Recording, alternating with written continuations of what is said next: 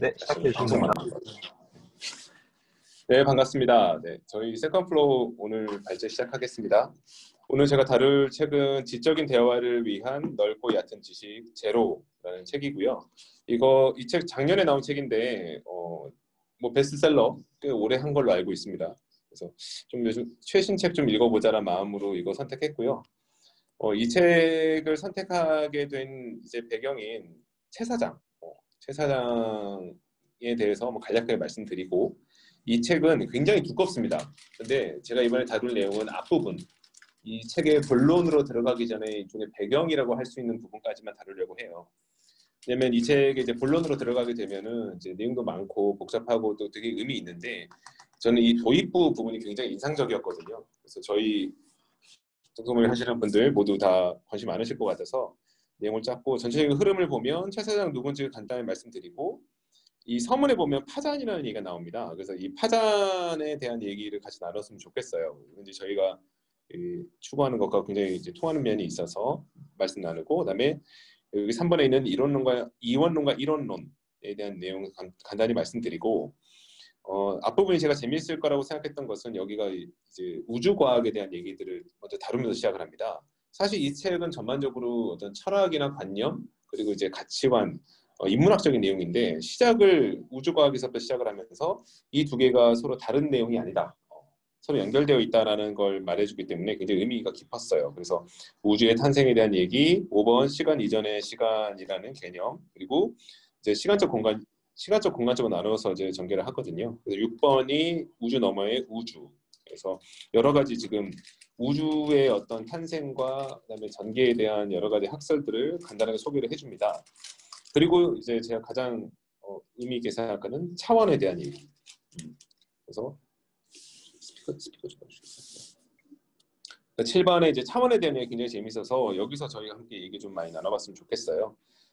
그리고 이렇게 여러 가지 다중우주론이 등장하게 된 과학적 배경이 무엇인지 얘기 나누고, 마지막에 이제 인간 중심의 원리라고 하는 이 책이 그 다음으로 나아갈 방향을 크게 이제 설정을 하는 내용으로 이제 구성이 됩니다. 그래서 어쩌면 이 지적인 대화를 위한 얇고 넓은 지식 제로라는 두꺼운 책의 도입부에 해당하는 내용 오늘 다루겠다, 이렇게 말씀드릴게요. 먼저 저자인 최 사장에 대한 얘기를 하겠습니다. 아마 저희 이 구성원 중에 팟캐스트 좋아하셨던 분들, 그리고 이제 팟캐스트 중에서 지대너벽이라는 이 책과 똑같은 이름이죠. 그 팟캐스트 좋아하셨던 분들이 많이 계실 것 같아요. 제가 곽희님이랑 얘기를 나누다가 저희 독서 모임 처음에 시작할 때, 그때가 저희 팟캐스트 유행하던 때였고, 그때 제가 독서 모임의 컨셉이 이동진 이동진의 빨간 책방과 이 최 사장의 지대너벽, 그다음에 김영하의 책 읽는 시간, 요 세 가지 정도가 뭔가 좀 복합적인 모습으로 나왔으면 좋겠다, 뭐 그런 얘기를 드렸더니 곽희님 다 아시더라고요. 옛날 사람이라. 그래서 그 얘기 하다가 최근에 읽었던 이 최 사장의 책이 굉장히 한번 다뤄보면 재밌겠다, 제가 읽으면서도 이건 한번 다뤄보고 싶다라는 생각을 했었어요. 제가 주로 이제 독서 모임에서는 좀뭐 고전이나 문학 쪽을 많이 얘기를 하다 보니까 이런 과학, 우주과학, 이런 과학적인 소설의 과학적인 어떤 책에 대해서 얘기 나누는 것도 의미 있겠다 싶었습니다.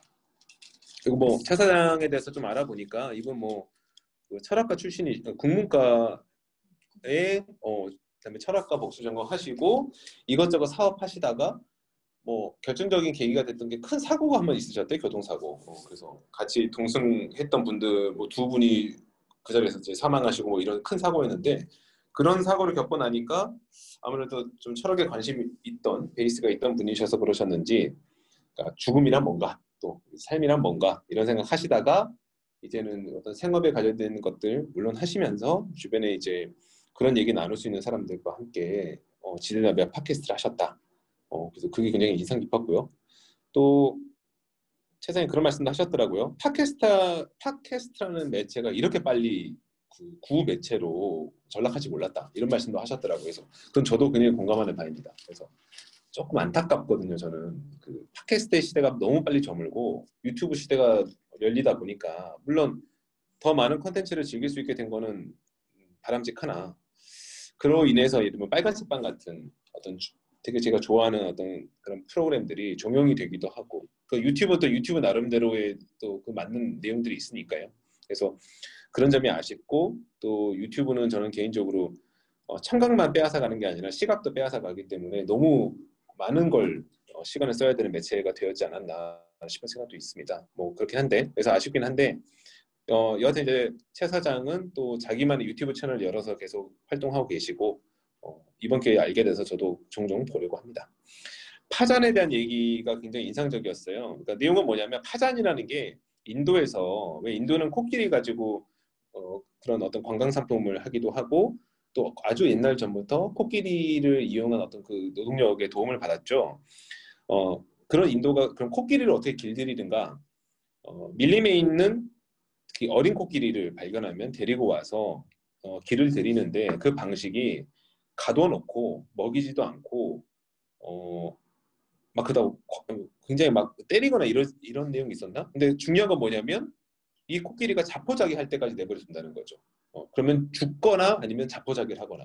그래서 타잔이라는 이 코끼리를 길들이는 이 의식이 목숨을 걸고 하는 건데, 코끼리 목숨을 걸고 하는 건데, 코끼리가 죽지 않으면 완전히 모든 걸 포기한다는 거죠. 자기가 밀림에 살 수 있다는 것, 그리고 뭐 자기의 가족들, 그러니까 자기가 인간보다 훨씬 더 힘이 세지만 인간에게 철저히 복종할 수밖에 없다는 식으로 영원히 길들여지는 그걸 파잔이라고 이제 설명을 해줍니다. 근데 이 얘기를 하는 이유는 이 책에서 앞으로 다루게 될 내용들이 사실 기존에 우리가 알고 있던 상식들과 어쩌면 충돌한 지점이 굉장히 많을 겁니다.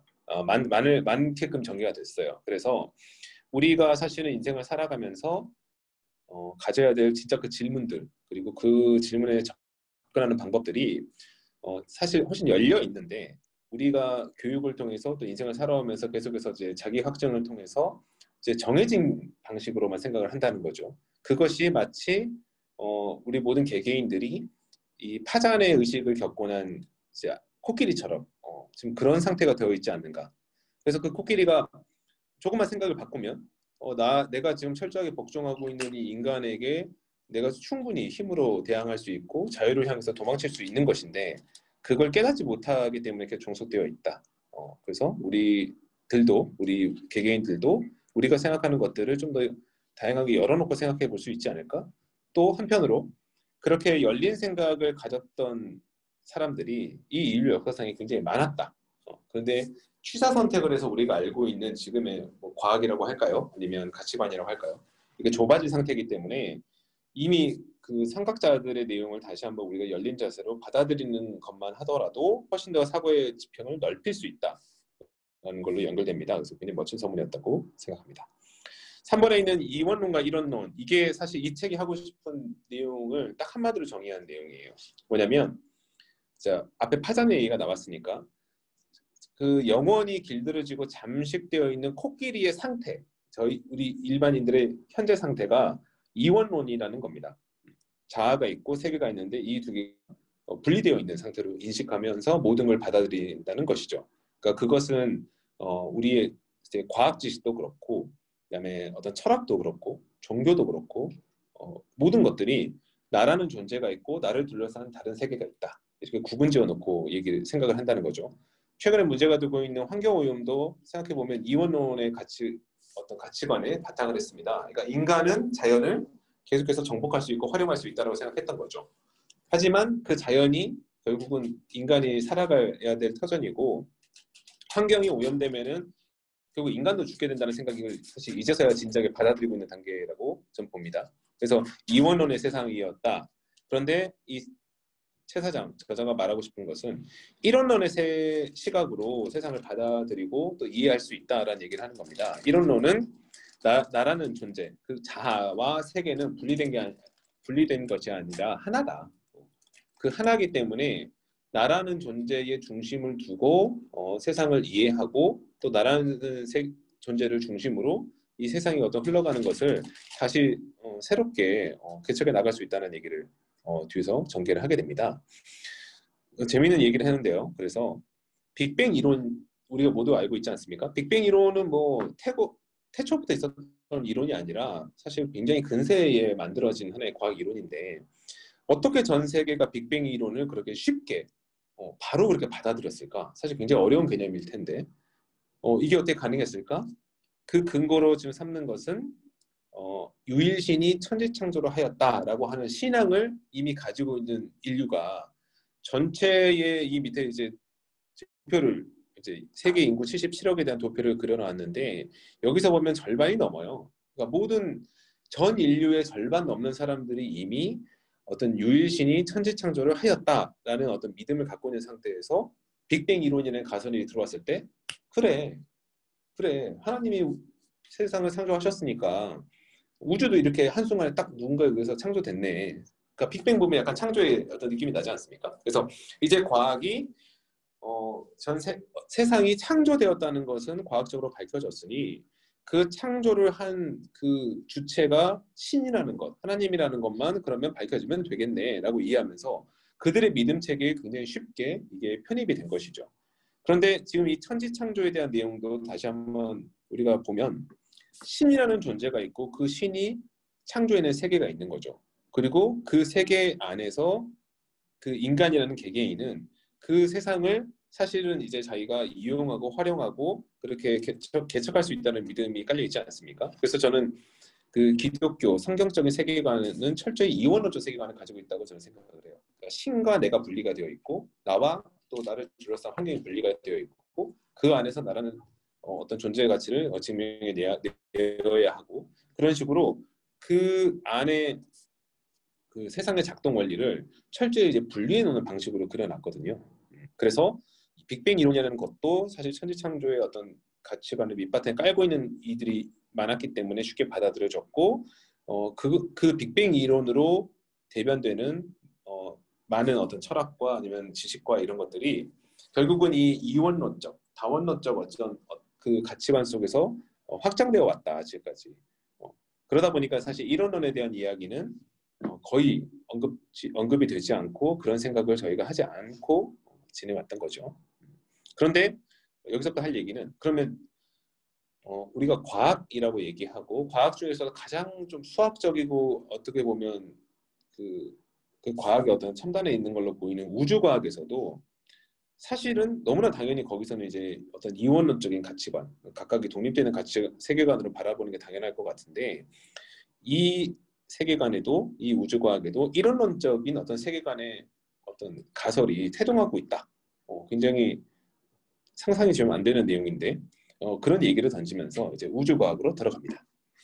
우주의 탄생에 대해서 얘기를 할 때 먼저 이 최 사장은 그러니까 그러하기 때문에 빅뱅 이론에 대해서 좀 어느 정도 좀 비판적인 시각 아니면 빅뱅 이론만이 만고의 진리가 아니다라는 시각을 계속 견지해요. 그러면서 우주의 탄생을 얘기할 때 빅뱅 이론의 배경은 그렇습니다. 아무것도 없는 무에서 유가 창조가 되었다. 그러니까 창조가 되겠죠. 그런데 과연 그러한가에 대해서 얘기를 하면서 지금의 과학 기술이 이제 미세 어떤 과학, 마이크로 과학까지 더 발전하다 보니까 어떤 걸 발견했냐면 우리가 아무것도 없다라고 얘기하는 무의 상태. 그 무의 상태라는 것이 과연 그 빅뱅 이전에도 과연 아무것도 없는 무의 상태였을 것이냐? 아니라는 거죠.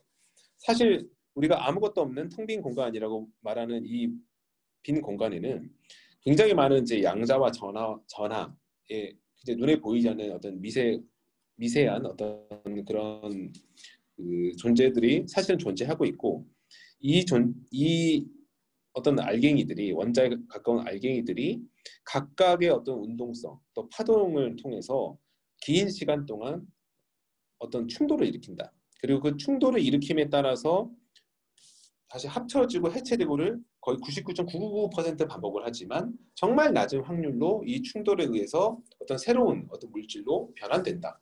근데 그런 것들이 또 무수한 시간 동안 또 무한한 공간 속에서 이게 쌓이게 되면은 우리가 알고 있는 어떤 눈에 보이는 어떤 실체로 이제 발전할 수 있다. 이런 이제 가설을 얘기하는데 실제 이렇게 증명된 과학 지식에 따르면 아무것도 없는 무에서 유가 창조된 것이 아니라 사실은 되게 광활하게 넓은 어떤 그 공간에 이런 원자와 전자의 충돌에 의해서 어떤 물질이 만들어지고 그 물질들이 또 상호간의 충돌에 의해서 더 큰 어떤 행성이 되고 항성이 되고 하는 어떤 이야기가 가능하다. 그러니까 무에서 유가 창조된 것이 아니라 충분히 과학적인 어떤 배경 속에서 그런 재료들 속에서 나왔을 수도 있다라는 얘기를 꺼냅니다. 그래서 결국 우리가 말하는 빅뱅이라는 것은 반드시 아무것도 없는 시점이 존재를 해야 되는 것인데 이렇게 생각하다 보면 빅뱅 이전의 상태에 대해서 얘기를 할 수 있다는 것이죠. 뭔가 만들어지기 전에는 정말 원자나 전자 단위에서 존재하는 게 있고 또 그 존재들도 그 이전 단계에 넘어갈 수 있고 그래서 이 5번의 내용으로 넘어가면 지금 현재 우리가 존재하고 있는 이 우주라는 것이 이 우주를 어떻게 바라볼 것인가 그것을 이제 다중우주라고 얘기할 수 있는데 시간적 축과 공간적 축 두 가지가 다 존재한다는 것입니다. 그래서 우리 현재가 존재하고 있는 이 우주의 상태를 과거로 되돌리면 지금 빅뱅 이론이 거의 대세로 자리 잡은 상태에서는 빅뱅 이전의 우주에 대해서 생각하지 않아요. 그러니까 빅뱅 이후로만 생각을 하지. 왜냐하면 그 전에는 아무것도 없는 창조 전의 상태니까. 하지만 앞서 말한 이런 어떤 그 지식들을 배경으로 하면은 빅뱅 이전의 시간에 대해서 우리는 말을 할 수 있다가 되는 것입니다. 또 공간적인 측면에 있어서도 우리가 생각할 때 이제 공간이라고 하면은 지금 우리가 속한 이 우주는 지금 이 상태로만 존재할 뿐이고 마치 서울과 부산처럼 어떤 지리적인 위치가 다르듯이 뭐 다른 은하계 아니면 다른 행성 아니면 다른 어떤 또 우리가 발견하지 못한 거대한 어떤 우주적 공간 그렇게만 이제 우리가 생각을 하는 거죠.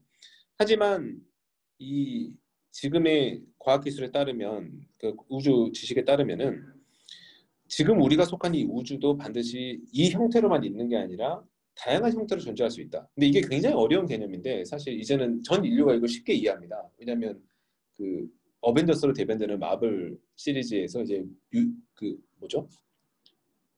경민이 뭐죠? 유니버스? 유니버스가 맞나? 멀티버스? 멀티버스. 걔네들 보면 멀티버스라 그러면서 막 이야기가 섞잖아요. 근데 그 개념이 사실 이 우주과학에서 나왔다고 해요. 그러니까 우리는 우주를 유니버스 말씀 잘 해주셨는데 우주를 유니버스라고 얘기를 하는데 그것은 거대한 하나의 어떤 공간이라는 개념으로 유니버스라는 얘기를 했는데 요즘 나오는 과학기술에 따르면은 반드시 어떤 우주가 하나의 상태로만 존재한다고 볼 수는 없다. 그러니까 가능성의 어떤 가능성의 우주 과학론 이런 게 나오면서 이 다중 우주론의 이 그림에서 보는 아래 도표처럼 우리가 어느 한 상태에 있을 때 오늘 내가 샌드위치를 먹을 것인가 아니면은 그냥 빵을 먹을 것인가 밥을 먹을 것인가 빵을 먹을 것인가에 대한 결정함에 있어서 빵을 먹었을 때 앞으로 전개될 어떤 상황과 그다음에 밥을 먹었을 때 전개될 상황이 사실 둘 다 평행하게 존재한다는 거죠. 그러면서 매번 그 순간순간마다 무한대에 가까운 경우의 수가 계속해서 이제 가지치기처럼 따로따로 존재를 하면서 이 모든 게 다 동시에 존재하는.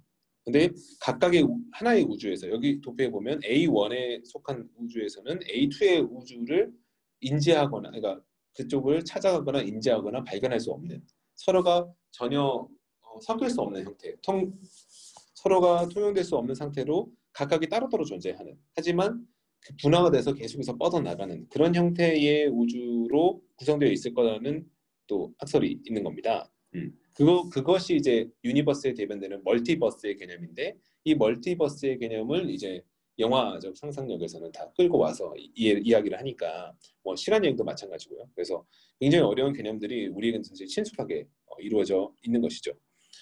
6번의 우주 너머의 우주라는 개념 자체가 우리가 지금 생각하는 생각의 흐름에 따르면 빅뱅이 시작점입니다. 그러니까 빅뱅이 먼저 있고 급속한 인플레이션, 그러니까 빅뱅이 빵 터지면서 뭐 몇 초 안에 거의 다 모든 게 만들어졌다라고 얘기를 하지 않습니까? 그래서 그 시점을 인플레이션이라고 부르고 이 다음 시점이 그러면 이제 안정화가 되어야 하는데 이 빅뱅 이론이 사실 지금 굉장한 위기를 사실 과학에서는 굉장히 위기를 겪고 있는 게 있습니다. 왜냐하면 빅뱅 이론이 맞다면 이 그래프의 아래쪽처럼 형성이 되어야 한다는 거죠. 그러니까 뭐냐면 이 아래쪽이 아니고요. 그러니까 빅뱅 이론에 따르면은 최초의 우주가 탄생했을 때 급격하게 공간적 팽창이 이루어지고 그 이후부터는 이제 점점 속도가 줄어야 돼요. 뭐 빵! 그 빅뱅이 터져 나갈 때 그 충격파만큼의 원동력을 타고 나니까. 그러면 어느 정도 가서는 우주가 이제는 팽창 속도가 느려지다가 멈추고 또 수학적으로 보면은 이 우주의 크기는 또 시간을 무한대로 계속 흘려가다 보면 사실 줄어들어야 됩니다. 왜냐면 그 인플레이션의 동력이 모두 소진되었다면 다시 축소되어야 하거든요. 근데 최근에 이 과학적인 측량 어떤 장치의 발달 이런 걸 통해서 우주의 크기나 아니면 우주의 움직임을 측정해 보면 우주가 점점 넓어지고 있습니다. 뿐만 아니라 우주가 넓어지는 속도가 점점 가속화되고 있어요. 그래서 과학계에서는 빅뱅 이론에 따르면 사실은 그 반대가 되어야 하는데 지금의 모습은 무엇인가? 그러면 아직 둘 중에 하나인 것이죠. 빅뱅 이론에서 얘기하는 인플레이션의 단계가 아직 끝나지 않았거나 지금도 계속 인플레이션 단계이거나 아니면 빅뱅 이론이 잘못됐거나 근데 지금은 빅뱅 이론이 아닌 다른 가설이 필요하다는 쪽으로 사실 과학계는 생각을 하고 있다는 얘기입니다. 왜냐하면 빅뱅 이론만 갖고 얘기할 때는 맞지 않는 지금 증거들이 너무나 많이 있다는 것이죠. 이런 배경 하에서 저희가 지금 다중우주에 대한 얘기를 했는데 우주가 여러 개가 존재한다는 모델은 굉장히 여러 가지 그러니까 이제 빅뱅 이론이 아닌 사실 빅뱅 이론은 유니버스에 가까운 단 하나의 우주만 있다는 이론에 가까우니까 다양한 멀티버스의 이론들을 지지하는 여러 가지 학설들에서 지금 몇 가지를 좀 소개하고 있습니다. 가장 첫 번째는 자, 우주가 여러 개 있다. 거기에 대한 첫 번째는 우리가 알고 있는 우리가 속한 우주라는 그 지평 너머에 또 다른 우주가 있다라는 학설이 있는 것입니다. 그러니까 우리가 사실 우주가 자꾸 넓어지고 있어요라고 얘기할 때는 어느 정도 측정 가능하고 관측 가능한 우주의 경계가 있다는 거 아니겠습니까? 근데 그 경계가 지금 대략 400억 광년 정도로 지금 저희가 보고 있는데 이 400억 광년 너머의 공간이 더 있다는 거죠. 이 우주가 넓어지려면은 그 우주가 넓어질 수 있는 또 다른 공간이 있어야 되는데 이 공간과 시간이 계속해서 새롭게 창조된다라고 빅뱅 이론과 기존에 이제 그 천지창조의 종교를 가진 사람들 믿고 싶겠지만 과학자들은 그게 아니라 우리가 관측할 수 있는 우주가 넓어질 수 있는 또 다른 공간이 있다. 우리는 아직 모르지만 그렇게 말하면 그러면 그 또 다른 공간이 있다 그러면 그 바깥 너머에 있는 공간에 우리가 속한 우주만 있겠느냐? 우리 말고 다른 우주도 있을 수 있는 거 아니냐? 그러면 되게 여러 개의 우주가 있을 수 있는 거 아니냐라는 식의 우주 너머의 우주라는 학설이 있고요. 두 번째는 이런 급팽창을 한 이후에 굉장히 이 공간이 확장되면서 이 덩어리 지어지는 것들이 여러 개로 분화됐을 것이다. 그래서 우리는 지금 400억 광년으로 보는 것이 빅뱅이나 아니면은 우리가 속한 우주의 전부가 아니라 이 400억 광년의 반지름을 가진 이거보다 더 큰 어쩌면 반지름을 가진 여러 우주가 둥둥둥둥 떠다닐 것이다. 이게 이제 앞에 나와 있는 이 우주 너머 공간에 이런 형태로 계속해서 존재하게 되고 존재하고 있을 것이다라고 하는 연결고리가 되는 거고요. 이 세 번째로 넘어가면 이제 더 재밌어지는데 우리가 잘 알고 있는 슈레딩거의 고양이의 이론과 마찬가지로 참고로 이제 슈레딩거의 고양이 이론은 그거 아니겠습니까? 고양이가 죽었을 수도 있고 살 수 있는 50%의 확률이 있는데 우리가 그거 고양이를 확인하기 전에는 이 고양이는 죽었는지 살았는지 말을 할 수 없는 거고 확인을 했을 때 그 상자를 열어서 확인했을 때 고양이가 살아있으면 이제 고양이가 살아있는 게 어떤 존재, 살아있는 존재가 확정되는 거고 죽어있으면 죽어있는 존재로 확정이 되는 거죠. 그러면 이 상자를 열기 전에는 이 고양이는 살아있을 수도 있고 죽어있을 수도 있다라는 고양이의 존재에 대해서 살아있을 수도 있고 죽어있을 수도 있다라는 것을 인정해야만 되는 어떤 물리 법칙, 그걸 양자역학의 법칙으로 설명하고 있으니까요. 그런 것처럼 앞서서 말씀드렸던 그 평행우주론과 평행우주론의 그 배경이 되는 바탕이 되는 과학 지식인 겁니다. 그러니까 우리는 이런 식으로 매 순간순간마다 수많은 가능성이 열려 있는 어떤 세계를 살고 있다는 것이죠. 그래서 지금 우리가 인지하고 있는 지금의 우주는 내가 선택했던 그 가능성의 단계마다 내가 선택했던 그 경로를 따라와서 우리는 지금 이 인지를 하고 있는데 과거의 어떤 선택 지점에서 다른 경로로 흘러간 또 다른 내가 있을 것이다. 이 고양이 모습처럼요. 이 고양이도 사실 어떤 시점에 가면 죽었냐 살았냐는 하나의 경로에서는 분명히 구분이 되지만 이 가까이 경로를 가로지르는 어떤 세로의 축으로 바라보게 되면 고양이는 살아있을 수도 있고 죽어있을 수도 있는 형태 또 그 뒤로도 계속해서 분화되는 형태가 되는 겁니다. 그래서 양자 물리학의 세계로 우주를 만약에 그 법칙과 정의를 내려야 한다면 양자 물리학에서는 우주는 다양한 모습으로 존재할 수 있는, 형태할 수 있는, 그러다 보니까 또 다중 우주가 되는 것이죠. 또 다른, 그리고 이제 그 레벨 4의 다른 수학적 구조들이라고 해서 이처럼 수학적으로 증명되는 것들은 우리가 사실 인지하는 영역을 넘어서는 형태로 또 다양한 우주의 모습을 존재할 수 있다는 걸로 증명하고 있다는 것입니다. 그러면 왜 우리가 쉽게 인지할 수 없는 수학적으로만 존재하는 어떤 그런 우주라는 개념이 존재할 수 있는가에 대해서는 아래쪽에 있는 차원에 대해서 얘기를 할 때 아마 설명드릴 수 있을 것 같아요. 최근에 또 다르게 지금 대두되고 있는 우주가 탄생하게 되는 그 배경으로 브레인 우주론이라는 게 있다고 하면서 설명을 합니다. 저도 굉장히 인상적이었는데요. 여기서 말하는 브레인은 이제 뇌를 말하는 브레인이 아니고 이런 커튼 같은 천을 얘기하는 브레인이라는 영어 단어라고 해요. 내용은 뭐냐면 실제 우주는 우리가 생각하는 것처럼 어떤 그런 입체적인 형태의 항성과 행성 이런 게 존재하는 것도 맞지만 이것들이 놓여 있는 어떤 그 커튼 같은, 여기 보면은 그 어떤 차원의 어떤 막이 있죠. 이런 막 같은 게 존재를 하는데 우주라는 광활한 그 공간에는 이런 막들이 여러 개가 출렁출렁하면서 존재하고 있다. 이 막을 형성하는 것은 실제 우주에 있는 어떤 암흑 물질이라든지 아니면 어떤 중력이라든지 이런 것들이 실제 어떤 인간이 측정하기 어려운 이런 막의 형태로 이렇게 너플너플거리면서 겹쳐져 있는데 이 브레인이 여러 가지 운동력에 따라서 이런 출렁출렁한 움직임을 갖다가 굉장히 몇억 년 만에 몇 천억 년 만에 엄청나게 이제 여기는 시간이 크니까 단위가 이 브레인과 브레인이 한 번씩 자기들끼리 충돌할 때가 있다는 거죠. 이 막과 막이 충돌을 한다는 겁니다. 이 막과 막이 충돌을 하는 그 시점에 일어나는 어떤 그런 임팩트, 그 사건으로 인해서 어떤 물질적인 어떤 그 전까지의 안정된 상태였던 것들이 변동을 하면서 갑자기 새로운 물질이 탄생한다. 그래서 이 막과 막이 충돌하는 지점에 하나의 은하, 우주가 사실 생겨나는 것이고 우리가 속한 이 지구 그리고 우리가 속한 이 은하계도 우리가 아직은 측정하지 못했으나 우리가 속한 어떤 그 브레인이 다른 브레인과 충돌을 했고 그 충돌하는 힘에 의해서 뭔가가 물질들이 생성돼서 우리는 지금까지 그 충돌 지점 이후의 세상을 빅뱅이라 그러면서 지금 명명하고 있는 게 아닌가 이렇게 말을 하는 것입니다. 그래서 사실은 이 브레인 우주론에 따르면은 지금 이 우주에는 끊임없는 새로운 우주의 탄생들이 발생하고 있는 거죠. 계속해서 그 브레인이 계속해서 충돌하는 지점이 생겨날 테니까. 그렇게 생각하면서 머릿속에 우주의 모습을 그려보면 굉장히 우리가 생각하는 것보다는 더 거대하고 더 신비로운 모습으로 그려집니다. 7번째 차원에 대한 얘기로 진행이 되는데요. 이게 다 흐름이 이어져 있습니다.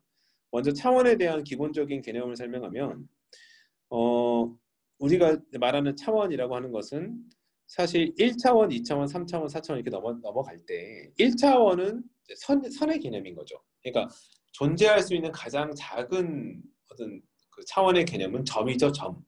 점은 면적도 없고 차지하는 공간도 없고 그러니까 존재를 하긴 하지만 사실은 그걸 측정할 수 있는 어떤 물리적인 어떤 단계는 전혀 아닌 상태, 그 점의 상태, 그 0차원이라고 해야 될까요? 1차원은 선만 존재하는 상태입니다. 그래서 선만 존재하기 때문에 면적은 없어요. 오로지 어떤 길이만 존재하는 세상, 그 차원이 1차원. 2차원은 가로와 세로가 존재하는 면이 존재하는 세상. 여기는 이제 부피가 없어요. 다시 3차원으로 넘어가게 되면은 이제 그 부피를 결정지을 수 있는 가로, 세로, 높이의 축으로 이루어진 3차원의 세계가 됩니다. 그러니까 우리들이 속해 있는 이 물리적 공간은 사실 이 3차원의 세계인 것이지요. 그렇기 때문에 우리가 입체적으로 된 어떤 공간 속에 살아가고 있는 거고요.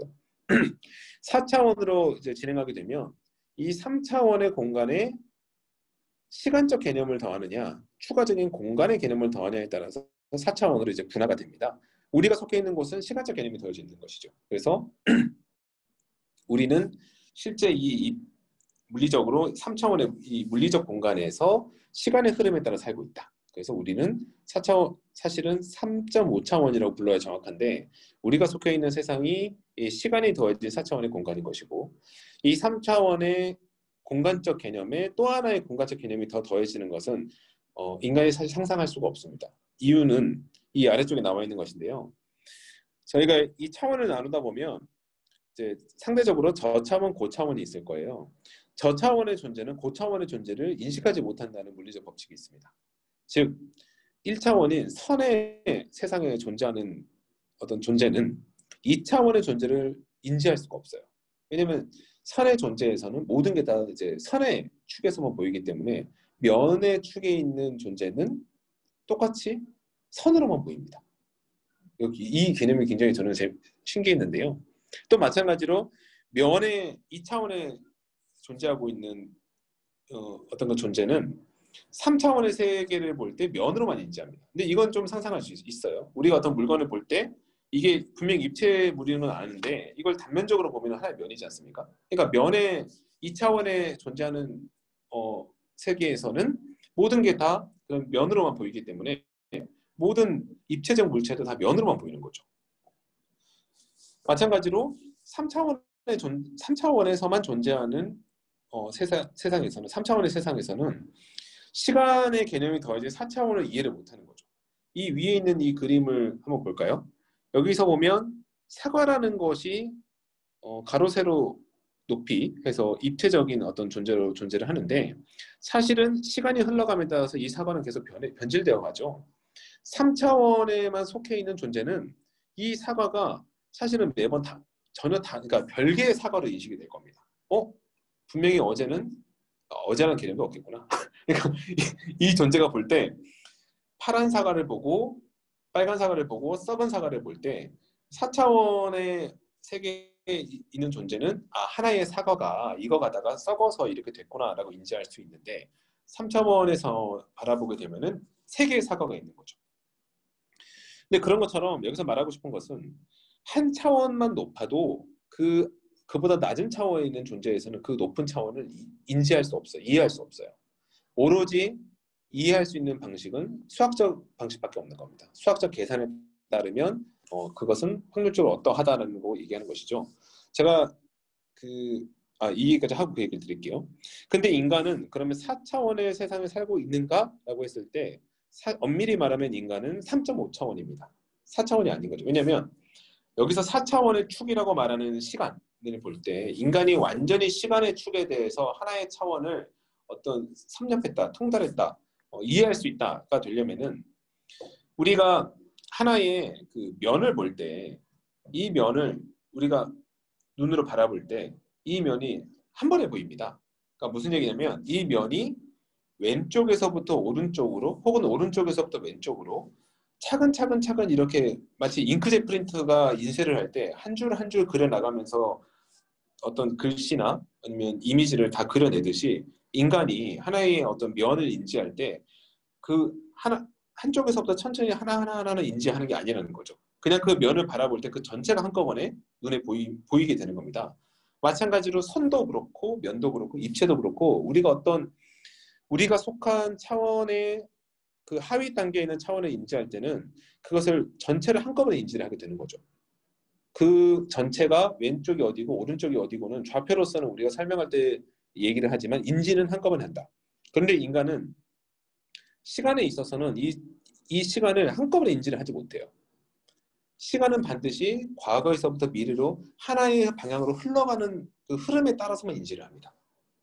그래서 인간은 지나온 과거에 대해서는 기억을 통해서 다시 회자해서 말을 할 수 있지만 미래에 대해서는 알지 못해요. 미래를 예측할 뿐이죠. 근데 이것이 굉장히 저는 흥미롭게 그려진 영화 그 컨택트라고 생각해요. 컨택트 영화 다 보셨는지 모르겠습니다. 다음에 그 영화도 다루면 되게 좋을 것 같아요. 우주 외계인이 와서 그 드니 빌레이브 감독의 영화죠. 저도 그 감독 매우 좋아합니다. 드니 빌레이브 감독만 특집을 한번 했으면 좋겠습니다. 컨택트 영화에 보면은 외계인이 오죠. 그래서 지구인들이 소통을 하기 위해서 굉장히 노력을 하고 언어학자인 여자 주인공이 소통에 성공을 합니다. 근데 알고 봤더니 외계인이 지구를 찾아온 이유는 자기들은 당신들의 미래가 보인다는 거예요. 근데 이게 굉장히 황당한 설정 같은데 실제 이 컨택트의 원작인 그 작가 테드 창의 그 소설을 보면 훨씬 더 좀 이해가 자세히 나오는데 친절하게 설명이 되는데 결국 정리하면은 이 외계인은 인간보다 고차원의 존재인 거예요. 그러니까 인간보다 고차원의 존재이기 때문에 인간은 시간의 축에서 반드시 과거에서 미래로 가는 하나의 방향으로만 인지하는데 이 외계인은 한꺼번에 모든 게 다 보이는 거죠. 어떤 존재를 볼 때 이 존재의 과거도 현재도 보이고 과거도 보이고 미래도 보이는 겁니다. 그게 어떻게 가능하냐? 우리가 어떤 선이나 면이나 입체를 볼 때 왼쪽과 오른쪽과 위쪽과 뒤쪽이 다 그냥 물론 입체는 돌려봐야 되지만 그냥 한꺼번에 보이듯이 그 외계인도 그게 한꺼번에 보인다는 거예요. 그래서 이 외계인이 우주를 이렇게 훑어보다가 아 우리보다 저 차원에 있는 저 인간이라는 존재를 알게 됐고 흥미롭게 바라보는 거죠. 근데 어머나 인간이라는 존재들이 나중에 필연적으로 멸망하게 돼 있어. 미래가 보여. 그냥 보이는 거야. 그러니까 야 너희들 미래로 이렇게 가면 망한다는 걸 알려주고 싶은 거예요. 불쌍한 마음에. 그래서 와서 그걸 알려주고 싶어서 말을 이제 계속 대화를 시도하게 됐던 거였고 이제 외계인의 언어를 습득하게 된 그 언어학자가 외계인의 언어를 습득했더니 그 언어라는 것이 사고방식에 영향을 미쳐서 이 과학자도 이제 미래가 보이게 되는 거죠. 과거도 보이고 미래도 보이고 그러면서 자신이 겪게 될 어떤 불행한 미래에 대해서도 알게 되고 그 불행하게 될 미래를 알면서도 내리는 어떤 결정 뭐 여기서 뭐 스포니까 더 이상 말씀을 드리지 않겠습니다. 어쨌든 여기서 중요한 것은 그 영화가 어떤 그 스토리를 이제 추진했던 또 원작이 추진했던 그 배경에는 차원에 대한 개념이 있는 것입니다. 그리고 인간이 속해 있는 차원의 한계에 대한 개념도 있는 것이고요. 그래서 어쨌든 인간은 시간을 한 방향으로 흘러가는 것만 인지할 수 있는 절반짜리의 4차원, 그러니까 3.5차원의 존재인데 지금의 우주과학자들이 밝혀낸 바에 따르면 우주는 대략 한 12차원 정도의 어떤 차원으로 구성되어 있다라고 지금은 수학적으로 증명되어 있는 상태입니다. 그건 무슨 얘기냐면 인간이 우주를 생각할 때 우주라는 존재를 생각할 때 실감하기 어려운 이유가 바로 여기에 있는 것이죠. 우리가 앞서 얘기했던 것처럼 차원이 본인이 그러니까 하나의 존재가 속해 있는 차원보다 다른 상대적인 차원이 낮은 차원이 있다면 이 두 존재는 서로가 서로를 높은 차원에서는 낮은 차원을 인지할 수 있는데 낮은 차원에서는 높은 차원을 인지할 수 없다고 했습니다. 마찬가지로 인간은 우주를 인지하는 게 3.5차원으로밖에 인지를 못하는 거죠. 실제 우주는 12차원인데. 그러면 12차원의 우주는 도대체 어떻게 생겨먹은 거고 그게 어떻게 이 우주의 어떤 운동 법칙을 만들어내냐 그런 상상들이 이 브레인 우주론까지 연결되지 않았나 싶어요. 정말 12차원의 우주라는 게 존재한다 그러면은 인간이 상상할 수 없는 영역에서 이런 식으로 우주는 생성과 소멸을 반복하는 거고 그 중에서 3.5차원 정도밖에 인지 못하는 우리 인간은 400억 광년이라고 하는 이 공간적 면적에 대해서만 증거를 발견할 수 있는 게 아니냐. 우리가 인지조차 못하고 측정할 수 없는 수많은 어떤 내용들이 이 우주엔 가득 차 있지 않을까라는 굉장히 흥미로운 화두를 던지면서 이야기가 전개됩니다. 또 이 이야기에서 반드시 차원이 높을수록 그럼 더 우월한가? 그건 아니라는 거예요. 그러니까 이 차원이라는 것은 인지하고 측정할 수 있는 어떤 그 범주에 대한 얘기지 만약에 역으로 0차원의 존재가 있다라고 한다면 이 0차원은 어떤 개념일까? 이 0차원은 사실 점의 단계거든요. 그럼 점의 단계라고 하는 것은 어떤 자기 존재와 그리고 자기를 둘러싸고 다른 외부의 세계를 구분짓는 것도 없는 단계가 되는 것입니다. 즉 내가 곧 세상이고 세상이 곧 나고 이런 단계로 나아갈 수 있고 이런 단계의 존재를 생각해보면 우리가 지금 믿고 있는 신의 존재가 된다는 것이죠. 그래서 이 차원이라는 것에 따라서 반드시 저 차원이 어떤 저급하거나 열등하다는 얘기가 아니라 차원에 따라서 우리가 상상할 수 있는 굉장히 다른 존재들이 구성이 가능하다라는 걸 말해주면서 이야기가 전개되고 있습니다. 그리고 이 0차원의 존재는 그야말로 우리가 앞서 얘기했던 이론론, 이원론의 개념에 따르면은 이론론의 존재가 될 수 있다라고 얘기를 하는 것이죠. 0차원이기 때문에 내가 곧 세계고 세계가 곧 나일 수밖에 없는 것이니까요. 그래서 우리가 차원을 넘나드는 것은 우리의 상상력, 우리의 지적인 능력으로 가능한 것이죠. 우리의 물리적인 육체는 사실 3.5차원에 지금 어떻게 보면 갇혀 있으니까. 하지만 우리의 어떤 지적인 사고력을 통해서 0차원으로 갈 수도 있고 아니면 우주를 지배한다고 하는 12차원으로 갈 수도 있고 다양하게 전개할 수 있다. 그렇게 사고의 지평을 우리는 넓힐 수 있다. 그런데 우리는 파잔의 과정을 거쳐서 지금 와 있기 때문에 세상의 모든 것들을 3.5차원으로만 계속해서 이해하고 해석하려고 하는 어떤 관성에 놓여 있는 것이죠. 그래서 차원을 열어놓자라는 얘기를 저는 의미를 받아들였습니다. 다중우주론에 대한 얘기가 계속 나오는 게 그 어떤 그 어벤져스 같은 마블 코믹스나 어떤 재미있는 이야기거리만을 위해서 다중우주론이 계속 나오는 게 아니고 또 이 과학자들이 여기에 찬착하는 게 아니고 과학자들이 다중우주론을 계속 연구하는 이유가 흥미로웠어요. 뭐냐면 과학자들에게는 반드시 풀어야 될 문제가 하나 있습니다. 뭐냐면 지금의 세상이 왜 반드시 이런 모습이어야 하는가? 왜 꼭 이 형태여만 하는가? 다른 형태일 수도 있잖아. 트럼프가 대통령이 되지 않았을 수도 있잖아. 뭐 이런 것들이죠. 금융위기가 터지지 않았을 수도 있잖아. 세상의 모든 일들이 꼭 이렇게만 전개되어야 되는 어떤 장엄한 섭리? 사실 그런 것들이 중세시대는 지배를 했었죠. 그러니까 신의 섭리이고 신의 섭리는 인간이 알 수 없고 그래서 그 중간에 이어질 수 있는 거는 뭐 제사장밖에 없고 뭐 이런 식으로 얘기했었으니까요.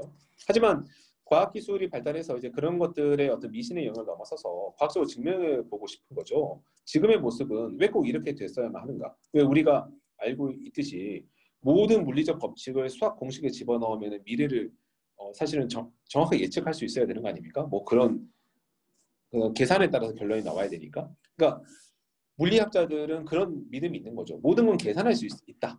계산할 수 있어야 한다. 그러려면 측정을 해야 된다. 이렇게 나오니까 자 모든 걸 계산할 수 있었다면 지금의 이 상태가 반드시 과거에 이미 운명적으로 확정된 계산 가능했던 상태인 것인가에 대한 어떤 그 의심부터 풀어내야 되는데 과학자들은 되게 똘똘해요. 뭐냐면 그걸 어떻게 풀어냈냐. 이런 우주도 있고 저런 우주도 있고 저런 우주도 있고 여러 우주가 있다라고 그냥 해석을 해버리는 거예요. 그렇게 해석을 하면은 반드시 지금의 모습만으로 귀결되는 어떤 수많은 어떤 계산값들을 다 찾아내는 불편에서부터 벗어날 수 있는 거죠. 사실은 다 그냥 결론이 여러 개 있을 수 있어. 우리는 그 중에 하나의 결론에 지금 여기 시점에 우리가 같이 지금 존재할 뿐이고 다른 결론의 나라는 존재는 또 다른 곳에 있는 거야 라고 하면서 다중우주를 펼쳐버리는 거죠.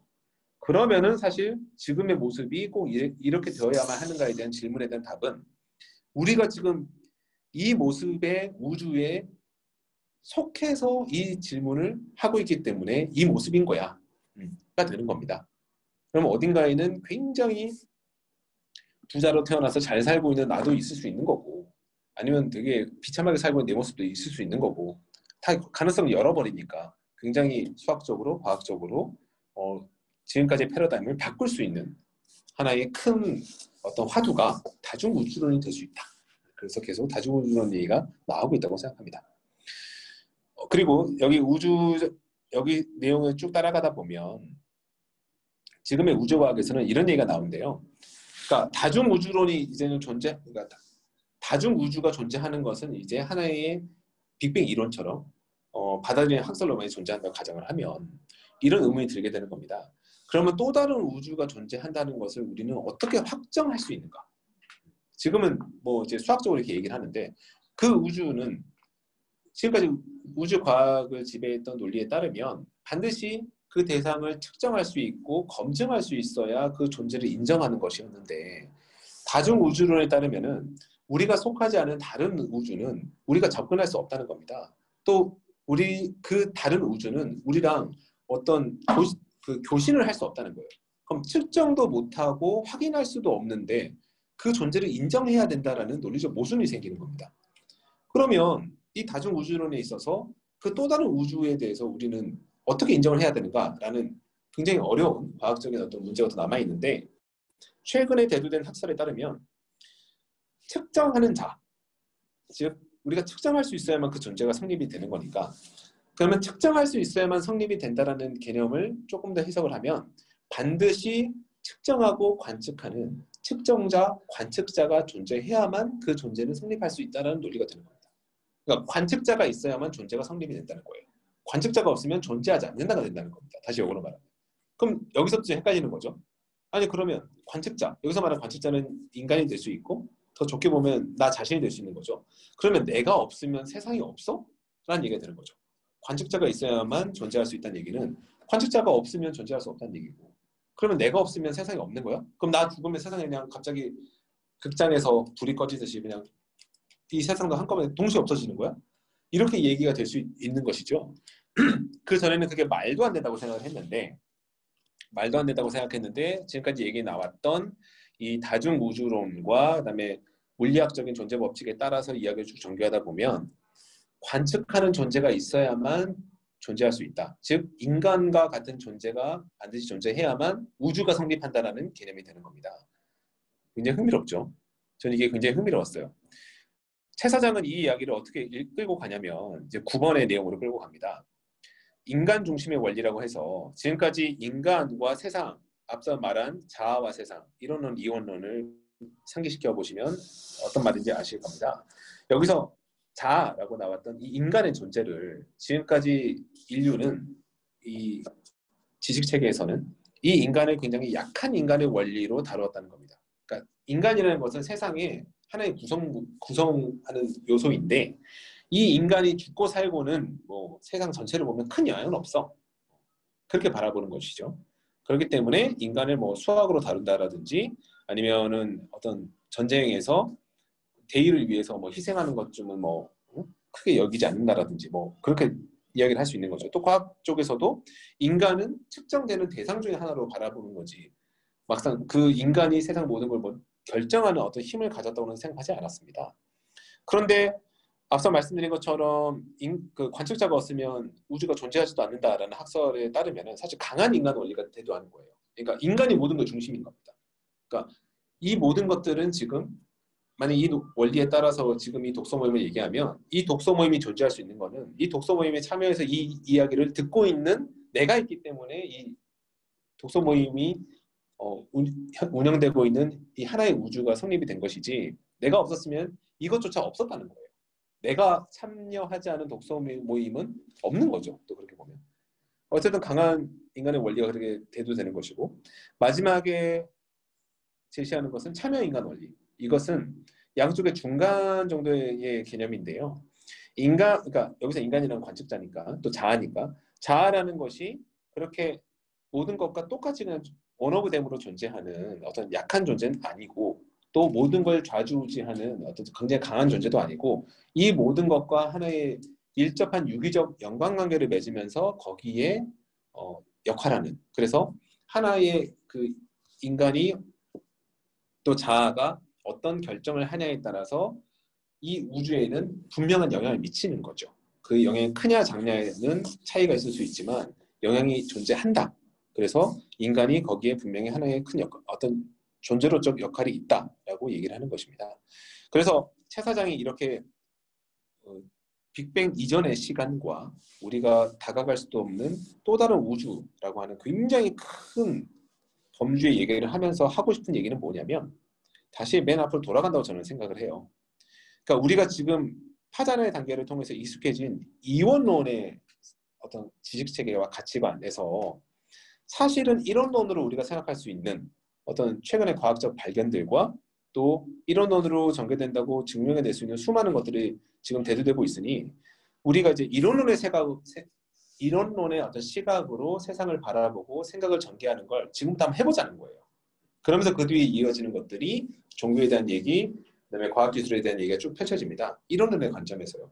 그러니까 저는 저희 독서 모임에서도 어떤 게 맞냐 틀리냐의 갑론을박이 아니라 이런 이론론의 관점에서 생각해보고 이야기 나눠보는 것들을 하면은 굉장히 즐거운 시간을 또 대화를 나눌 수 있다는 생각이 들었어요.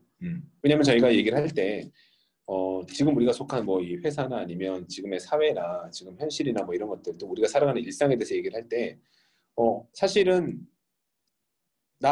이 경험을 하고 있는 나 자신이 굉장히 어떤 소외되는 혹은 한쪽으로 이제 작아지는 어떤 그런 경험들이나 이런 것들이 나올 때가 있는데 사실 생각을 바꿔서 생각해 보면은 이론론의 가치관에서 생각을 해보면 훨씬 더 앞으로 살아가는 인생의 어떤 방향을 좀 달리할 수 있을 것 같다라는 생각을 하게 됐거든요. 그리고 그런 것들이 실제 어떤 정신승리나 종교의 관점이 아니라 가장 엄정한 과학적, 어떤 우주과학적, 물리학적으로도 하나의 이쪽 방향의 가설이 나오고 있다고 하니 좀 더 믿음을 갖고 다가가도 되지 않겠나라는 생각을 해봤습니다. 네, 그래서 이런 내용들을 말씀을 드리고 싶었던 게 이 전체 내용이고요.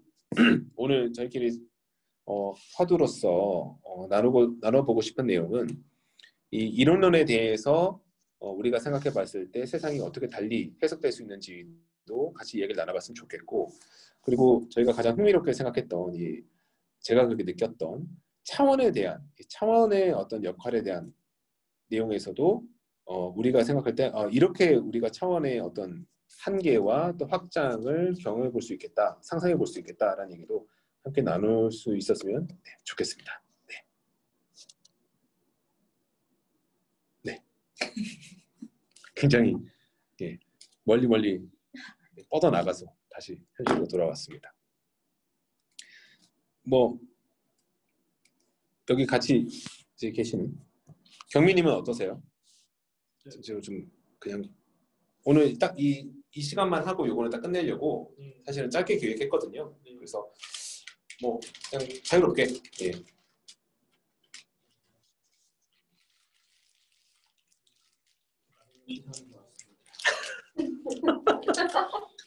차원이라고 하는 거를 요즘 그러니까 최근에 이제 넷플릭스 규칙 없음 보고 좀 많이 뭐라 해야죠? 직장 생활하는 거나 회사 생활하는 거에 있어서 좀 애티튜드를 바꿔야겠다라는 생각을 많이 하긴 했거든요. 나도 봐야겠다. 규칙 없음. 네. 네네. 그러니까 저희 코끼리 이야기랑 이 우주 차원 이야기 하는 게 그냥 아주 코끼리 이야기가 완전 다 모든 걸 다 설명하는 것 같아요. 파잔. 네. 파잔 코끼리. 네네. 당연히 그러겠지만 사실 우리가 우리 앞에 있는 것만 보게 되는 거잖아요. 처한 현실만 보게 되는 것 같고. 네네. 그러다 보니까 좀 정치적으로 못 보는 것도 있고 우리가 생각하는 차원의 생각만 하는 것 같아요. 그러니까 사실 회사에서 노동을 한다거나 뭐 이런 게 왜 이렇게 월급이 작지? 왜 이렇게 생활하기 힘들지? 회사에 이거는 왜 이렇게 저도 화가 나 있을까? 막 이런 생각하면은 하루가 너무 고통스럽고 너무 힘들고 지치고 이런 것 같아요. 그래서 계속 여기에 종속이 되는 것 같고 회사에. 제가 최근에 회사에 좀 더 긍정적으로 변하게 된 것 같아요. 그러니까 그거를 내가 받아들이는 마음가짐 차이도 좀 있는 것 같긴 하더라고요. 그러니까 뭐 무조건 다 긍정적일 필요도 없고 무조건 부정적일 필요도 없는데 종속되느냐 안 되느냐의 차이인 것 같아요. 그러니까 사실 여기선 3.5차원이라고 했지만 이게 12차원으로 늘려갈 수 있는 거는 더 발달된 진화된 존재인 거잖아요. 3.5차원이라고 하는 인간의 존재는 상당히 자기가 갖고 있는 툴 갖고만 해석을 하려고 하니까 이렇게 갇혀 있는 것 같은데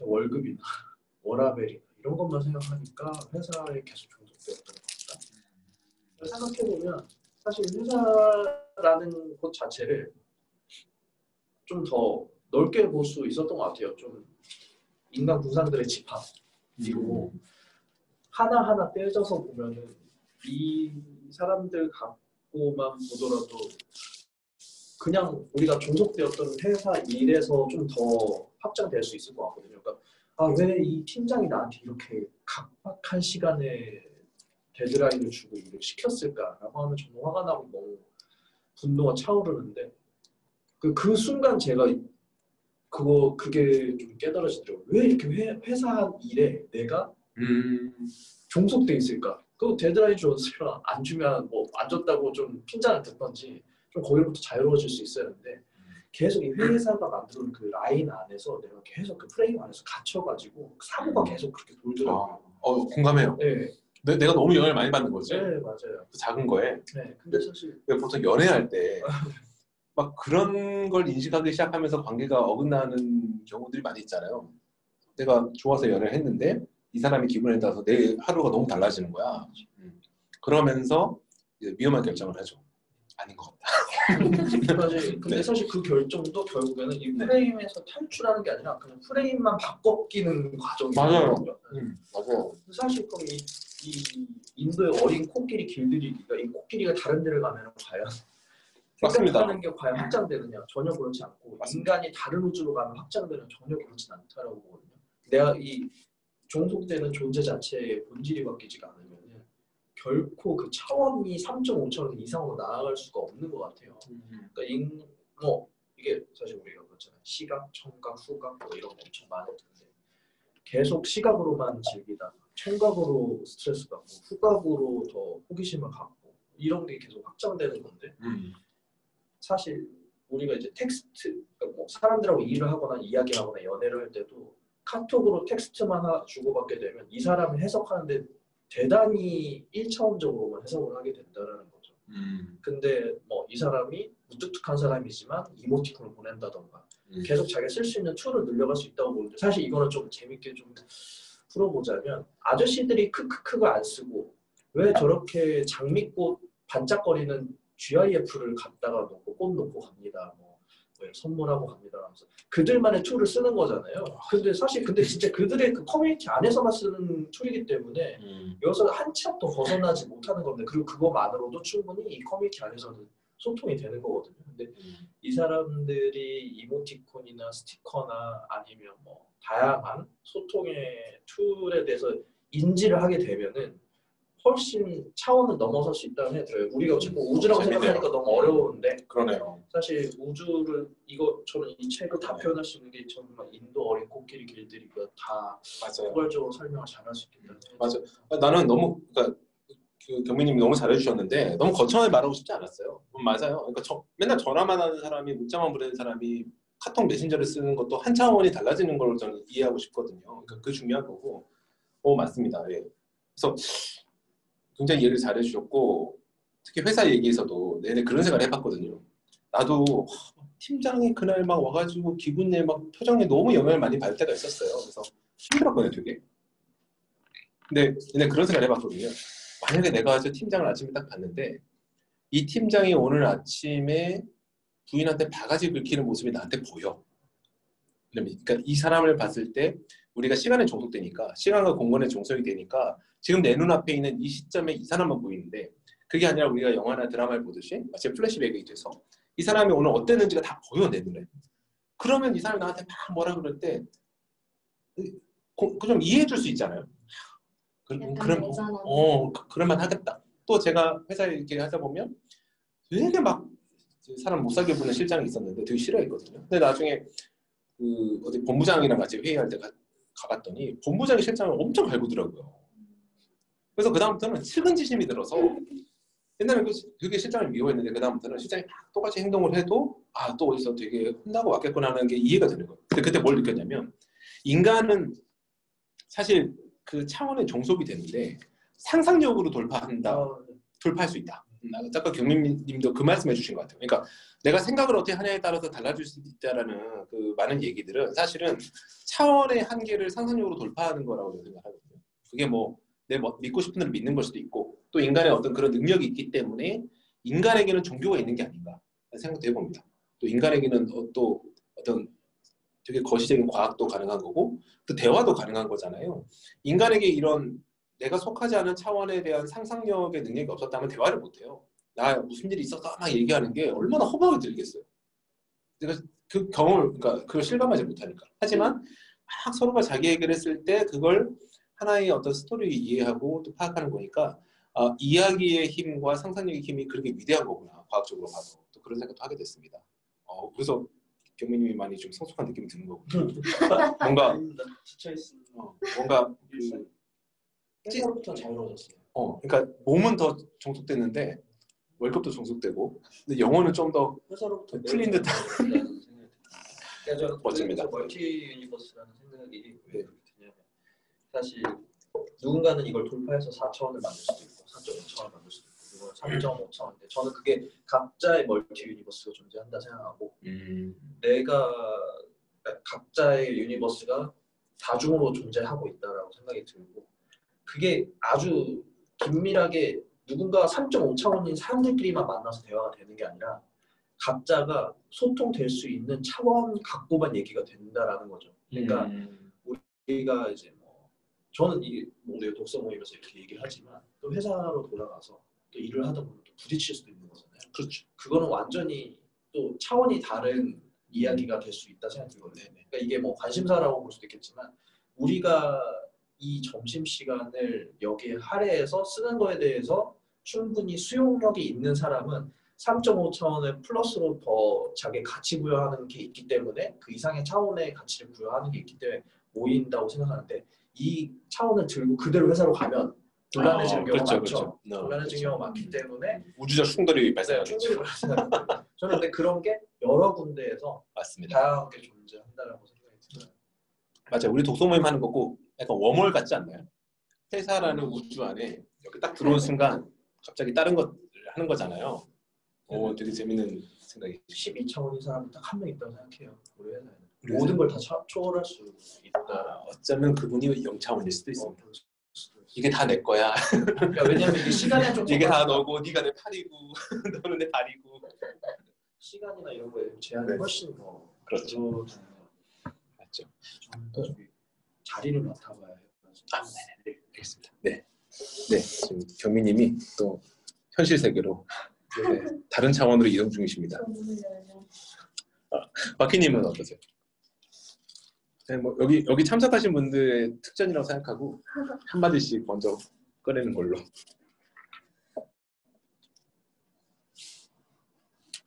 근데 되게 정말 찐 문과생으로서 너무 어려운 이야기인데 이제 그나마 저는 정말 너무 1도 몰랐었는데 우주나 이런 거에 대해서 우주, 물리학 이런 거에 대해서 생각해 본 적도 없고 봐도 막 책 같은 걸 봐도 정말 모르겠다 싶었는데 조금 그래도 무슨 말인지는 알아듣겠다 싶게 해준 게 채나장 그 팟캐스트를 들으면서랑 미드 빅뱅 이론을 보면서 그 두 가지였거든요. 근데 저도 아까 경민님이 말씀해주신 대로 약간 뭔가 팀장님이 데드라인을 주거나 팀장님이 이거 이렇게 해야 돼, 이때까지 해야 돼, 너는 왜 지금 이러니? 뭐 이런 식으로 이제 팀장님은 팀장님으로서 이제 통솔을 하려고 말씀을 하시면 그 안에 엄청 갇혀서 엄청 스트레스 받고 막 되게 못하면 어떡하지? 나 진짜 이거 못할 것 같은데 어떡하지? 꼭 해야 되는데? 꼭 해야 되는 것 같은데? 약간 이런 또 때가 있었는데 약간 좀 이런 거에 대해서 생각하다 보니까 그러니까 빅뱅 이론을 보면은 그 주인공 남자가 되게 괴짜예요. 물리학 그 연구원, 대학 연구원 이런 사람들 되게 괴짜예요. 그러니까 막 그런 거에 별로 신경을 안 써요. 그러니까 정말 마이웨이인 그 아이인데 그러니까 그걸 보면서 약간 어떻게 해도 되지 않을까? 죽진 않겠지라는 생각을 하면서 좀 어떻게 해도 되겠지라는 생각을 하고 또 얼마 전에 약간 제 친구의 뭐 가족이 되게 많이 아프시다라는 얘기를 들었거든요. 그러니까 그런 걸 생각하다 보니까 그냥 우리 다 우주의 하나의 먼지일 뿐인데 이렇게 아둥바둥할 필요가 있나 싶어서 좀 약간 그런 뭔가에 사로잡혀서 회사나 뭐 이런 뭐 남자친구와의 뭐 트러블이나 뭐 이런 거에 사로잡혀서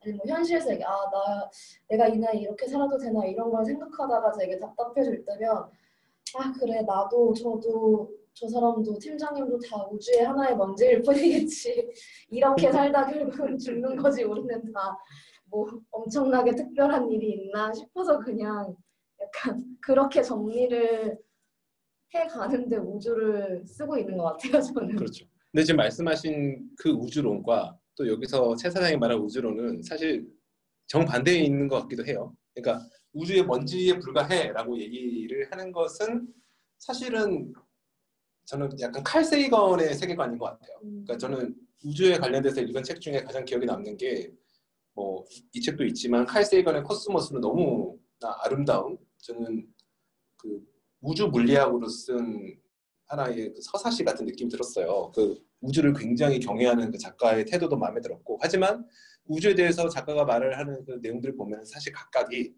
굉장히 유기적으로 서로 연결되어 있긴 하지만 나 자신이 굉장히 사실은 지금 작은 존재고 인간은 겸손해야 되고 뭐 그런 것들을 말하는 것들이 또 울림이 있었거든요. 근데 또 최 사장은 또 반대로 얘기하는 거 아닙니까? 팀장 당신이 나한테 아무리 뭐라 그래도 내가 오늘 꽉 눈 감고 죽으면 이제 다 없어지는 거야.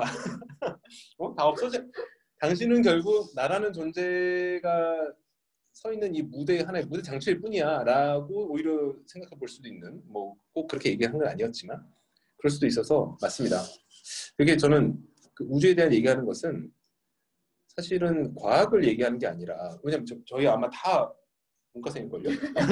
과학에 대해 얘기하는 게 아니라 그 현실에 근거한 상상력을 얘기하는 거지 않을까 싶어요. 특히 이제 우주과학 얘기는 우리가 이제 현실 물리학을 얘기할 때는 좀 안 그런데 거시나 미시나 우주나 이런 거 얘기할 때는 그냥 상상력에 대한 얘기를 할 수 있고 거기에 오히려 문과생들이 더 얘기를 잘할걸요. 이과생들은 증명되지 않은 것들 말 안 하니까. 근데 가설을 이렇게 막 얘기하고 거기에 이야기를 입히고 이걸 다른 어떤 지금처럼 뭐 회사 생활로 연결짓거나 이런 것들은 문과생과 이과 이렇게 나누고 싶지는 않은데 그래도 문과생들이 더 잘할 수 있는 영역 같아서 저는 과감하게 이런 거 우리가 재밌게 많이 했으면 좋겠다. 그래서 좀 많이 해보고 있어요. 호영님은 어떠십니까? 네, 저도 굉장히 잘 들었고 되게 재밌는 이야기들을 많이 해주신 것 같아서 좋고요. 제 이야기를 몇 가지 좀 해보고 싶었어요. 사실 이 네네. 책을 하신다고 하셨을 때, 동광님에게 이 책을 합니다. 한번 읽어보세요라고 하셔서 책을 사셨다고 하길래 저도 이제 이북으로 책들을 쭉 샀고 저는 지대널리학을 읽진 않았고 11계단이라는 책을 먼저 읽기 시작했는데 되게 재밌었어요. 왜냐하면 거기 나왔던 책들의 내용들이랑 구성, 목차 이런 것들이 굉장히 흥미로웠고 또 사실 저도 제 인생에 영향을 많이 미친 책들이 거기 섞여 있어서 되게 재밌게 읽었어요. 그래서 성경, 불교, 우파니사드, 공산당 선언, 네, 체게바라, 티벳 사자에서 사실 되게 많은 이야기들 또 재밌게 읽었고 또 그 중에 한 챕터가 또 우주여서 되게 재밌게 읽었는데 저한테 제일 인상 깊었던 챕터 중심으로 한번 말씀드리면 저는 자라투스트라는 이렇게 말했다가 제일 기억이 남았어요. 왜냐면 이제 요즘 제 생각, 아까 이제 이론론, 이원론 얘기하셨는데 저는 요즘에 되게 삼원론인 것 같아요. 지난번에도 말씀드린 것처럼 진선미, 지정의 요즘에 드는 생각은 이제 지덕체까지 왔는데 최 사장이 쓴 글들을 잘 보면 여기서 지식의 계보 중에 한 가지 빠져있는 계보가 있는 것 같아요. 그게 저는 생물학이라고 느꼈고요. 네, 과천과학관에 가보면 뭐 우주도 있고 지구과학도 있는데 생물학이 되게 커요. 그러니까 우리를 둘러싸고 있는 게 실체인 거죠. 그래서 지금 이야기를 들으면서 지적인 세계, 동동 떠다니는 세계라는 느낌이 들었는데 정작 우리를 둘러싼 우리의 실체, 우리가 보고 느끼는 감각, 이 세계는 사실 생물학의 세계들이 되게 크거든요. 그리고 지난 저의 과거를 돌아봤을 때 자라투스트라가 말했던 낙타와 사자와 아이의 이야기가 있었는데 사실 중고등학교 때는 낙타로 살았죠. 학교에서 하라는 대로 아마 파잔이었을 거예요. 그 다음에 입사를 하고 나서도 파잔이었을 거예요. 사자처럼 살았어요. 내가 뭐든지 다 할 수 있는 것처럼. 저는 그래서 현재에 발 딛고 있지 않고 미래에 이걸 해야 되는데 아마 그래서 여러분들이 계속 회사에 대한 불만 그리고 뭐 불평이 있을 거예요. 왜냐면 미래 세계는 이런데 내가 봤던 책의 세계는 이렇게 아름답고 이상적이고 미래는 이렇게 가야 되는데 현실은 너무 비료하거든요. 현실은 너무 답답하고. 근데 마지막으로 이제 아이의 관점으로 보면 사실 모든 게 다 처음 보는 거죠. 연결되어질 수 있고 새롭고 손으로 만져지고. 그래서 저는 요즘에 네, 지식을 혹은 감정을 활용하는 것 이상으로 감각적으로 좀 뭔가를 느끼고 세상을 이런 것도 있었어요. 저도 여태까지 지식을 계속 보다 보니까 책은 흑백이잖아요. 하얀 건 배경이고 검정색은 글이잖아요. 되게 세상은 흑백처럼 살아왔던 것 같아요. 세상은 그게 아니라 칼라인데 되게 다양한 스펙트럼이 있는데 근데 그 다양한 스펙트럼이 어디서 펼쳐져 있냐? 그게 생물학인 것 같아요. 누구는 풀도 있고 누구는 나무도 있고 물도 있고 바람도 있고 근데 그거에 우위는 없어요. 그냥 그 순간에 그것들이 거기 배치되어 있을 뿐이지. 그래서 그런 것들을 저는 좀 많이 느꼈고 요즘에는 그래서 조금 더 편해진 것 같아요. 먼 미래의 이상을 위해서 현재를 희생하며 살아가기보다는 그냥 지금 딱 이 순간 나는 이 순간에 독서 모임을 하기로 선택했어 라고 하면 이제 다른 생각들 안 하는 거죠.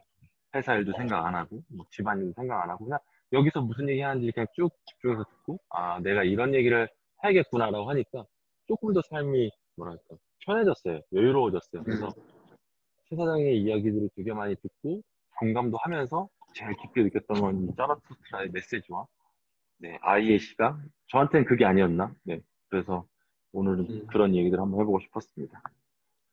오, 오늘 다 뭐 간증 시간 같네요. 다, 너무 멋집니다.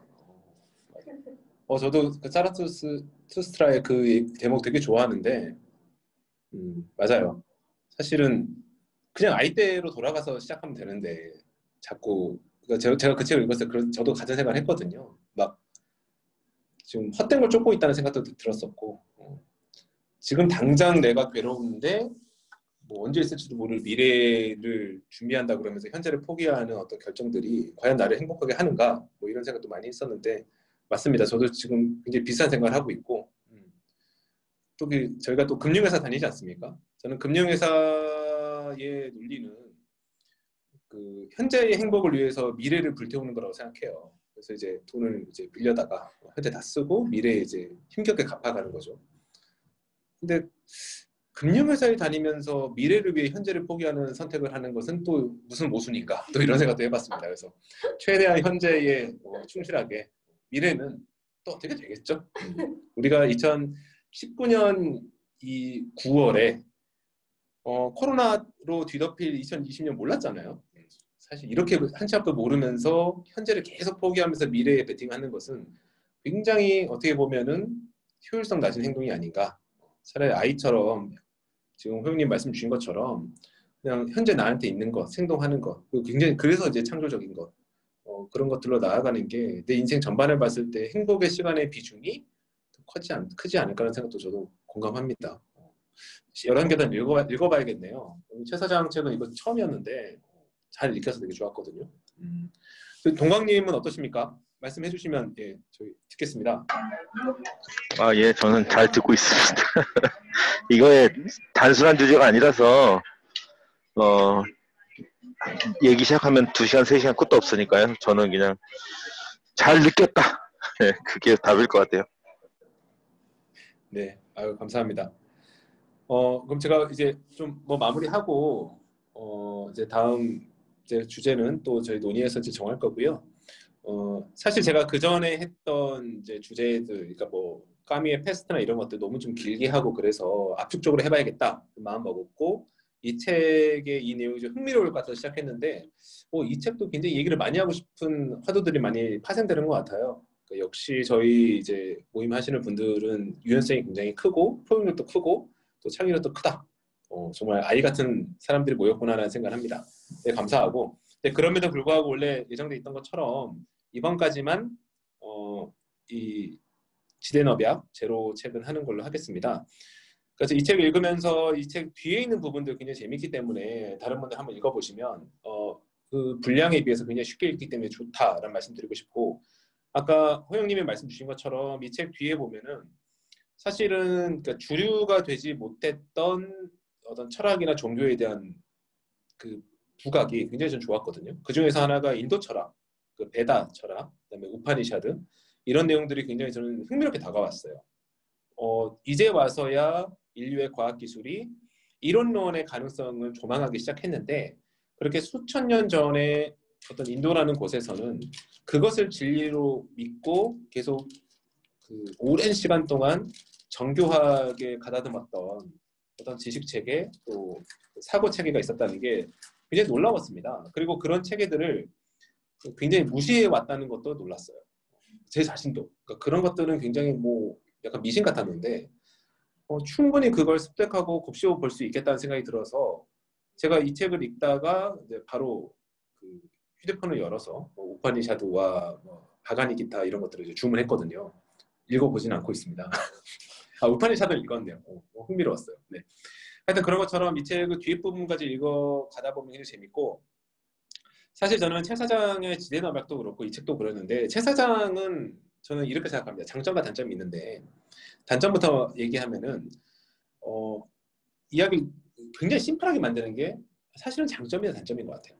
그러니까 최 사장이 하는 얘기들이 굉장히 낯설고 어려운 주제들인데 쉽게 이해가 되는 것은 그걸 굉장히 쉽게 받아들일 수 있도록 심플하게 만드는 걸 잘합니다. 그리고 본인이 주장하고 싶은 것에 맞춰서 취사 선택을 잘하고 또 논리적인 어떤 조합도 훌륭하게 해낸다고 생각합니다. 전달력도 물론 좋고요. 단점은 그러다 보니까 실제 그것이 내포하고 있는 게 만약에 열이다 그러면 한두 가지를 취사함으로써 이제 외면되거나 혹은 본의 아니게 왜곡된 나머지 영역들이 존재할 수밖에 없을 수도 있을 것 같아요. 제가 지대역을 들을 때 몇 가지는 그렇게 좀 들리는 게 있었거든요. 이 책도 마찬가지입니다. 이론론의 세계관에 대한 어떤 가치를 부각하느라고 나머지 것들 쭉 내달리는데 적절히 또 저희는 적절히 이런 것들을 뭐 충분히 걸러서 받아들일 수 있다 생각하고 또 최 사장이 하는 것처럼 하는 게 또 저는 인류의 힘이고 저희 독서모임이 추구할 바가 아닌가 싶기도 해요. 뭐냐면 우리가 잘 모르는 영역이지만 기쁘게 받아들이고 그러니까 그런 걸 받아들이는 거에 대해서 우리는 열려 있고 또 그 받아들인 것들을 나름의 내 방식대로 내 삶에 녹여내서 또 나만의 어떤 이야기로 내러티브로 또 이렇게 밖으로 내뱉을 수 있는 또 컨텐츠를 생산할 수 있는 것도 사실 저희가 추구하는 바가 아닌가. 모든 걸 완벽하게 알고 모든 걸 완벽하게 전달해야만 말할 수 있다라고 한다면 침묵을 강요하는 거겠죠. 네, 그런 생각도 아울러 해봤습니다. 네, 오늘 다 같이 함께해서 너무 감사하고요. 이 내용 과연 잘할 수 있을까 걱정했는데 제가 준비한 것보다 말씀해주신 내용들이 훨씬 더 넓게 이야기가 생각을 지평 넓혀줄 수 있어서 굉장히 기뻤습니다. 다 고생 많으셨고 다음 주에 다른 분이 또 이제 발표 준비하실 텐데 그 내용으로 다시 모이겠습니다. 감사합니다. 감사합니다. 감사합니다. 수고하셨습니다.